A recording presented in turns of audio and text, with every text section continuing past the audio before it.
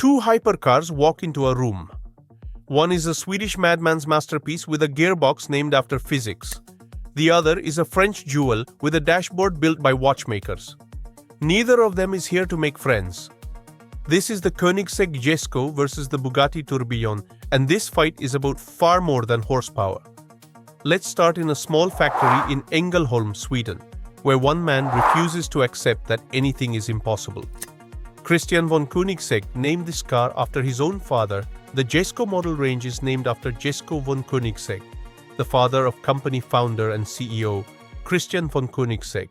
That's either deeply sentimental or the most intimidating thing you can do to a competitor. Probably both. The Jesko features a redesigned 5-liter twin-turbo V8 engine producing 1,280 horsepower on standard gasoline and 1,600 horsepower on E85 biofuel. 1,600 from a V8. That's not an engine, that's a threat letter written in combustion.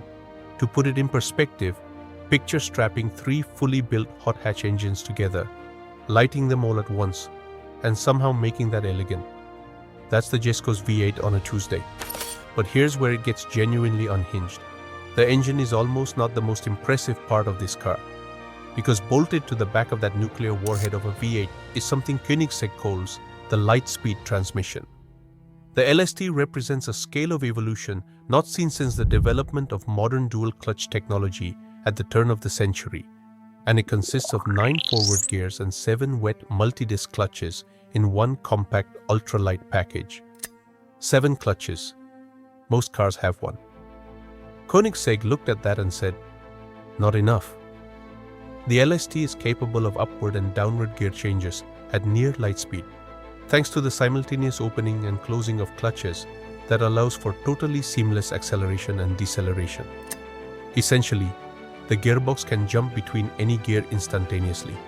It doesn't shift, it teleports. And Koenigsegg limited the production for the Jesko to just 125 units, priced at $3 million each. All sold. Of course they were. Now right about here you might be thinking, is Koenigsegg over-engineering for the sake of it? Or is this the genuine future of performance? And honestly, that's the most interesting question in this whole fight. Would you rather have the raw mechanical rebellion of the Jesko or the refined, almost philosophical approach of what Bugatti is doing? Comment your answer below, because what Bugatti is building next is a completely different kind of argument. Welcome to Molsheim, France, where they don't build cars so much as they compose them.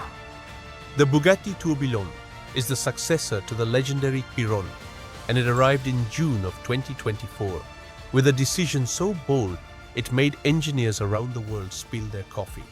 The Tourbillon throws out the Chiron's quad-turbo W16 engine in favor of a bespoke 8.3-liter, naturally aspirated V16, co-developed with Cosworth, a high-revving marvel that reaches 9,000 revs per minute, churning out 1,000 horsepower. No turbos, no forced induction, just 16 cylinders breathing pure air, screaming to the heavens. In an age of silent electric cars, Bugatti has brought back the orchestra. But Bugatti didn't stop at the engine. 3 electric motors, 2 on the front axle and 1 on the rear, add another 800 horsepower, bringing the total to 1,800 horsepower.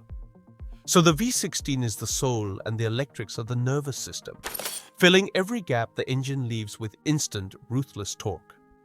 With 1,775 horsepower, all-wheel drive, and a mass of less than 4,400 pounds, getting to 60 miles per hour takes only 2.0 seconds. Refined, effortless, terrifying. And then there's the interior.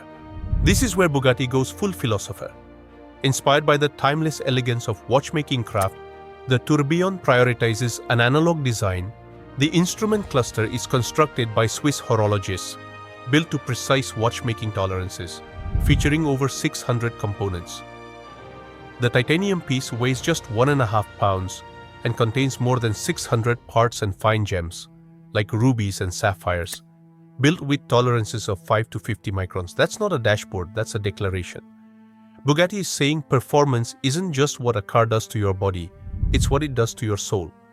The Tourbillon has a starting price of 3.8 million euros, approximately 4.1 million US dollars, before any customizations or taxes.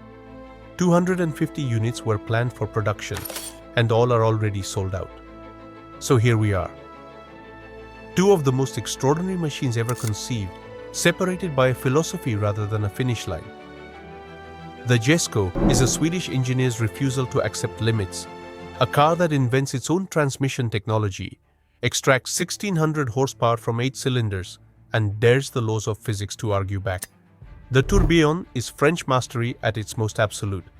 A naturally aspirated Villa 16 that sounds like a cathedral, paired with a dashboard assembled like a Swiss watch, wrapped in the belief that beauty itself is a form of performance. Is the Jesko the future? Almost certainly. Is the Tourbillon the most spectacular send-off to the age of pure combustion refinement?